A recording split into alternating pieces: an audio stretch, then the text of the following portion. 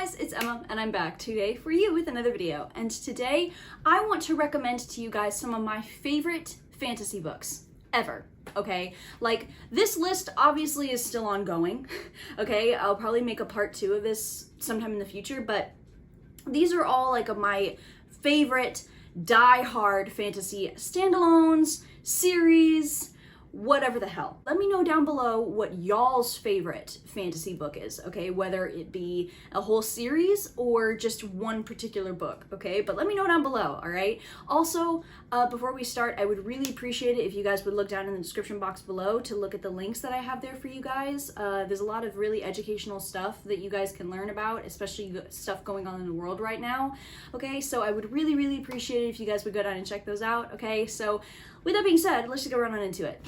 Okay, so the first series, all right, because I have to recommend the entire series for this one, all right, and that is the Shadow of the Fox trilogy, all right, by Julie Kagawa. This series, all right, is my favorite series ever, all right? This is the only series where I've given every single book 5 stars. It's about this girl named Rumiko, who's our main character, and she's a kitsune. And she is tasked, essentially, with keeping this piece of a scroll safe from people who would want to use it in order to awaken a dragon in order to be granted a wish.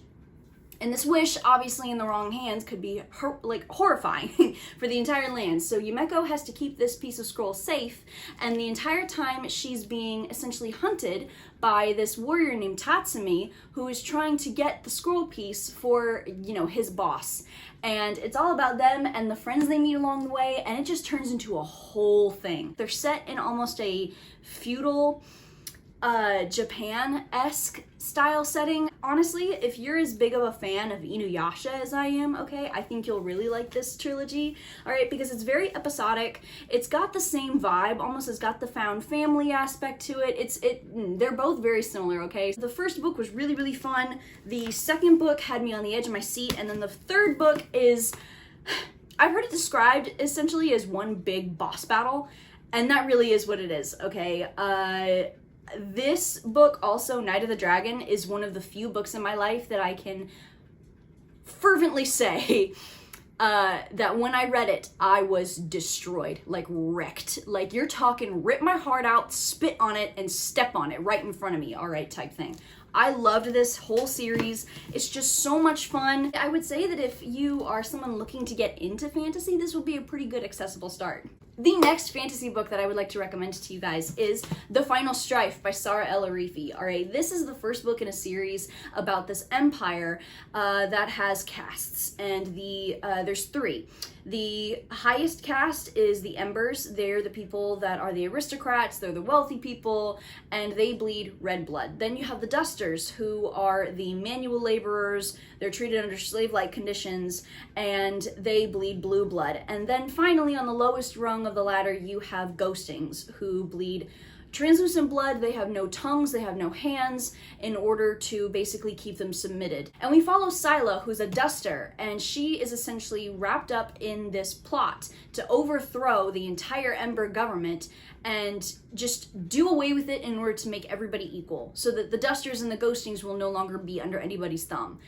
This book, I give it 5 stars. The world building in this book is phenomenal. I loved the addiction representation in this. We saw how Scylla essentially was an addict. She went through withdrawals, she went through recovery. I love that aspect about it. Just the complexities of this book are so good. There's a map, obviously, and we love maps in this household. It's also a sapphic enemies to lovers romance, and that aspect was done so well. Scylla and Anur, I love them so much. The fact that the second book is coming out, I'm so excited, okay, and I think to celebrate, I'm going to be shoving this in everybody's faces until then, even after, okay, so read it. This next fantasy book is a standalone. It technically does have a prequel, but you can just read it as a standalone and not read the prequel at all. And that is The Priory of the Orange Tree by Samantha Shannon. We are following a bunch of different characters in different points in the land, but they all come together at the very end, obviously. We follow, for example, a would-be dragon rider. We follow an undercover agent type person in order to look after a queen, and the queen in question is actually the head of a queendom that has no heir. And over all of these people that we follow, there is a threat that once was thought to be extinguished but is not as extinguished as everybody believed. Is it even a surprise that I would give this 5 stars? I think not. Yes, it's big, okay? It's huge. But in my opinion, I don't know, I love it, okay? It reads like an entire fantasy series merged into one book, essentially. And yeah, there are some stuff in here that I thought could have been done better, but overall, I think it was done fairly well for just how much it utilized, okay? But I think my favorite part is 1, not only the map, all right? 2, not only the character list. 3, not only the glossary, all right? But also the fact that pretty much every single kingdom and empire that we follow in this book is based off of, like, countries or places in different parts of history. I love that. And the fact that you could see it so clearly and that each one was so different, it was so good, okay? So I have the prequel to Priory on my shelf right here. She's just sitting right there, okay, because she's a little intimidating, okay? But this girl, her older sister, read her. Like, I honestly look for Priory on any fantasy reader's shelf, because it's just instinct at this point. This next one is one that I read pretty recently, okay, and it's the start of a trilogy, and that is The Wolf by Leo Carew, okay? This is about prehistoric humans. If more than one type of prehistoric humans had survived the Ice Age, essentially, and were living and continuing to live among us, okay? And this book is about one of those said fictional prehistoric species of human called the Anakim, and they in this book are defending their homeland from prehistoric or Saxon ancestors, I should say. And this book, I also gave this 5 stars. This fantasy book is like more military, more strategic fantasy, and that's my jam, okay, that I found. I found that my niche is like fantasy that deals with, you know, like intricacies of speech and gestures and being able to be like, okay, well, no, if they said this, what do they mean then? Actually, like, you know what I mean? Like cunning in books. And this military strategic fantasy is amazing, okay? The battles are great. All right, there are some instances of, you know, telling and not showing, but I personally believe that what this book does with those instances kind of makes up for it. So, you know, I cried at the end of this. This book reminded me not only of Game of Thrones, obviously, but it also reminded me a little bit of The Magnificent Seven, which, you know, is what the blurb on the front of the book says. So I would say that if you like either of those things, this might be up your alley. Look, I simply can't talk about The Shadow of the Fox and my favorite fantasy series and just leave out Inuyasha. All right, the blueprint for me, okay? Inuyasha is essentially this manga series, and it stars Kagome, and she is sent back in time to the feudal era of Japan, and she meets this half-demon called Inuyasha, and they essentially have to work together and team up in order to find the shards of the sacred Shikon jewel that has been broken up into however many dozens of pieces, all and like has been scattered all throughout Japan. So Kagome and Inuyasha have to find them all and basically keep them safe from other demons and other horrible humans that would like to use the jewel shards for their own needs. The found family aspect in here is one of my favorites, if not my absolute favorite. Okay, this was the blueprint for me with Shadow of the Fox. The world is so good. Kagome and Inuyasha are so hilarious together, okay? Like nothing can make me laugh the way Inuyasha, the series, can make me laugh, okay? I love the group dynamic. I love their relationships with one another. I love how complex the world gets and just how scary it can get sometimes. Like, this series is so much fun, okay? So I would say that if you're looking for a new manga to read, I gave the first omnibus 4 stars, and then I gave the second omnibus 5 stars. I just remember this one in particular being a little bit darker than the first one, and I remember that kind of freaking me out a little bit, because I was like, I don't remember, you know, this dude eating his brother in the show. That was wild. This next book that I want to recommend to you guys is the first in a series, and that is Black Sun by Rebecca Roanhorse. Okay, this book, whoo! Okay, basically this book is set during pre-Columbian Americas, and it's all centered around the city of Tova.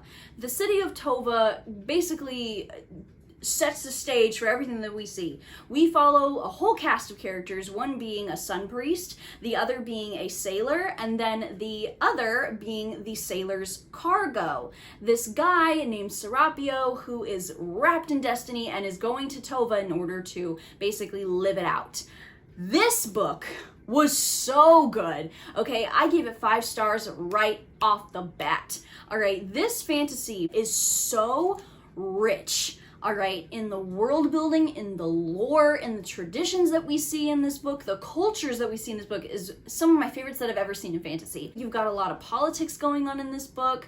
You've got a lot of sabotage going on in this book. The first chapter of this book is one of the most gripping first chapters I've ever read in my life. I would say that if you're a fan particularly of N.K. Jemisin, you might like this book, okay? Because I vividly remember thinking, this reminds me so much of the Inheritance trilogy by N.K. Jemisin, okay? So if you, like me, are a big fan of that trilogy, you might want to pick up Black Sun. Speaking of the Inheritance trilogy, I want to recommend the Inheritance trilogy by N.K. Jemisin. This is a trilogy set in a world that has basically gods living among the mortals. And we learn about this whole war between the gods. The gods chose sides, how some of them failed, how some of them won. The first book, at least, is centered around this girl named Yenna, who is going to the city of Sky, aka the city in this land.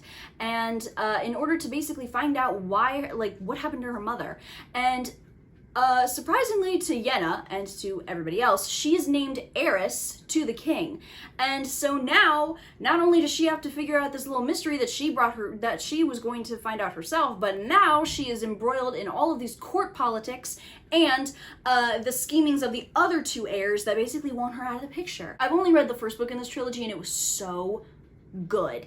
All right, it was in a world that introduced so many different new types of powers. The gods in here were so intricate and just so complex. All right, and the villain in here is terrifying. All right, it is so cool. There's so much in this book for, I think, everybody to like, okay?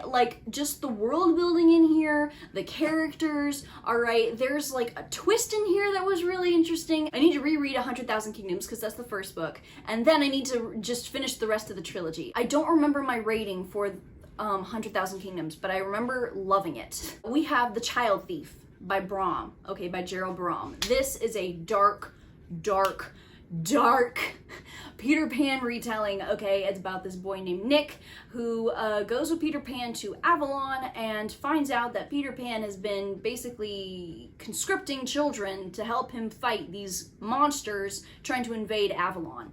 And it's just a shit show from there, okay? This book, I remember I gave it 5 stars because I was so numb by the end of it, like numb in a good way, okay? This book put me through so many different emotions and all at once. It's barbaric and it's brutal and it's straight up sad. And I think what makes it so enthralling, and for all of these things to happen, for them to seem so horrific and so disturbing and so eerie, it's because they're children. Definitely check the trigger warnings for this book, but I would say that if you're a fan of dark retellings, like dark fairy tale retellings in particular, this would definitely be up your alley. And it's got pictures in it that are just downright chilling. The last fantasy book that I would like to recommend to you guys that is one of my all-time favorites is The Ravens by Cass Morgan and Danielle Paige. This is an urban fantasy set at this college in this sorority called Kappa Rho Nu, aka The Ravens. And they may look like average day, regular college sorority girls, but really they're witches, all right? This sorority is a coven of witches, and we follow two specific characters. We follow Scarlet and Vivian. Scarlet wants to be the president of the sorority, and Vivian just wants to be in the sorority. And what happens is when a wicked new power starts to come up and starts to terrorize the sorority, they all need to band together in order to figure out what the hell's going on. Okay, I gave this 5 stars. It gave me elements of like Legally Blonde, Clueless, and The Craft like all together, and those are some of my favorite movies, okay? And to have them all mixed together in this book was so much fun. You see the initiations that the pledges have to go through, and it was just really, really fun to read. So I would say that if you like urban fantasy, go ahead and pick this up, all right? Girlfriend, urban fantasy is probably my favorite genre, okay? And if you also like Clueless, Legally Blonde, The Craft, but specifically The Craft, pick her up. So you guys, those were my favorite fantasy recs, okay? I hope that you enjoyed. I hope that you'll take some of these recommendations, okay? Because I think I'm trying to get more into high fantasy. I've realized I haven't read as much high fantasy as I thought I had. We're working on that though, okay? So you guys, with that being said, I hope you enjoyed. I hope that you will continue to look out for more stuff on my channel. I hope that you guys are staying safe, and I hope that you guys have a good rest of your day. Bye.